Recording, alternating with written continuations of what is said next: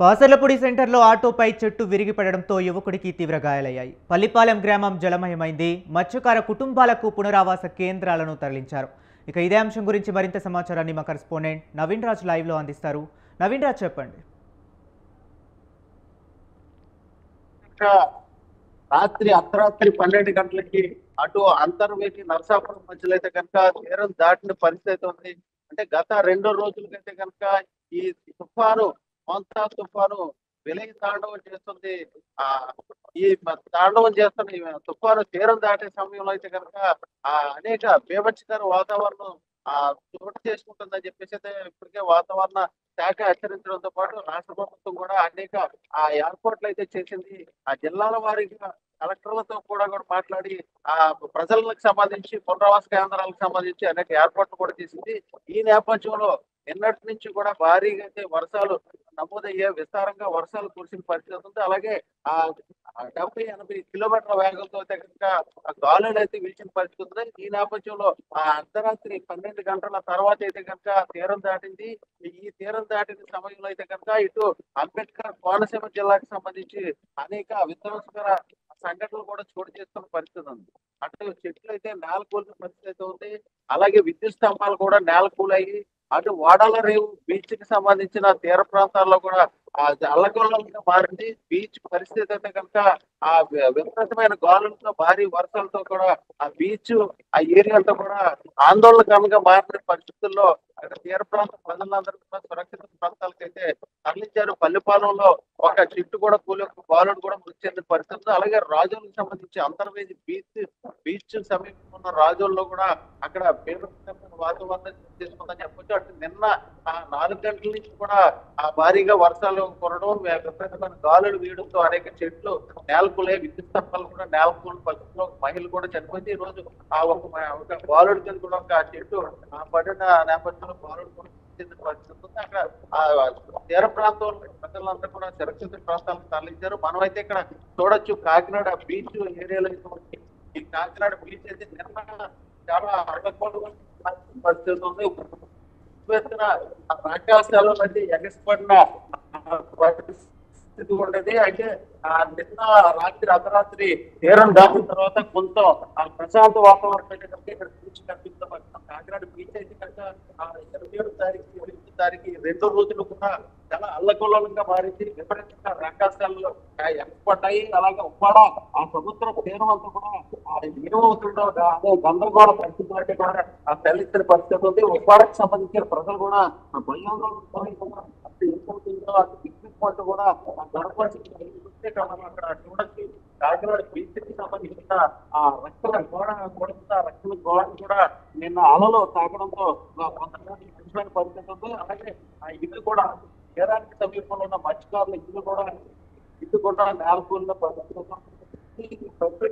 తుఫానికి ఇక్కడ ఇల్లు నేలకూలడం, రక్షణ గోడ ధ్వంసమైన పరిస్థితి మనం ఆ విజువల్స్ లో స్పష్టంగా చూడొచ్చు.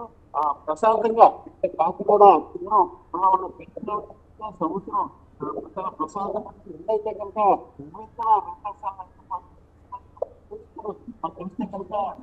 తీవ్రత సుమారు మీటర్ల వరకు కూడా సముద్రం ఉడికొచ్చిన పరిస్థితి. అర్థపురంలో కూడా 15 మీటర్ల వరకు బీచ్ సముద్రంలో మునిపొచ్చిన పరిస్థితి. జలాలుగా అదే సాధారణ పరిస్థితుల్లో బీచ్ ఆ విధంగా ఉందని కొంత అవకాశం ఉన్నప్పటికీ జిల్లా మొదటితో పోలిస్తే కనుక ఈరోజు చాలా ప్రశాంత వాతావరణంలో కాకినాడ బీచ్ ఉందని చెప్పవచ్చు. అంటే వాతావరణ శాఖ ప్రకారం మరో 6-7 గంటల వరకు భారీ వర్షాలు కురుస్తాయని చెప్పేసి అప్పుడు ఎక్కువ పరిస్థితుల్లో అప్పుడు చిత్తూరు నుంచి శ్రీకాకుళం వరకు కూడా భారీగా వర్షాలు కురుస్తాయి. ఇక్కడ కాకినాడలో అయితే కనుక నిన్న 9% కూడా వర్షాలు లేని పరిస్థితి. చాలా అతి తక్కువ స్థాయిలో వస్తారని తప్ప కాకినాడ పరిసర ప్రాంతాలు కొంచెం ప్రశాంత వాతావరణం తీరం దాటే సమయంలో కూడా భారీగా వర్షాలు వస్తాయి. కిలోమీటర్ల వేగంతో గాలులు కూడా వీస్తాయి. ఈ నేపథ్యంలో అనేక పరిస్థితులు ఉంటాయని చెప్పేసి అధికారులు అంచనా వేసినప్పటికీ